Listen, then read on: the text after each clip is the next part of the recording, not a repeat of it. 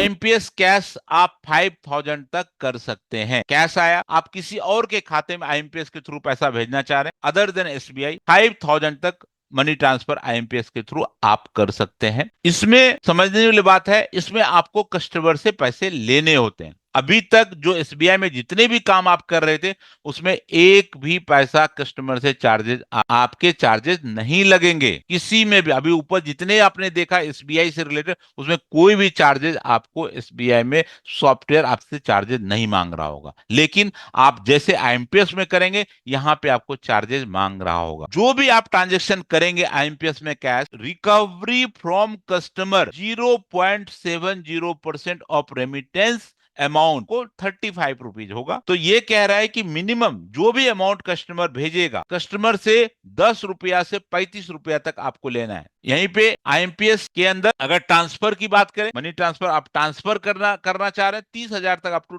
30,000 आप ट्रांसफर कर सकते, और अकाउंट टू अकाउंट ट्रांसफर आप कर रहे हैं। Recovery from customer 0.70% remittance amount, जो भी अमाउंट आप ट्रांसफर कर रहे हैं उस केस में आप यहां पे क्या करें, उसके अकाउंट ट्रांसफर का मतलब क्या है, अकाउंट टू अकाउंट ट्रांसफर हो रहा है, और कैश का मतलब कैश आपके पास आ रहा है तब आप ट्रांसफर कर रहे हैं।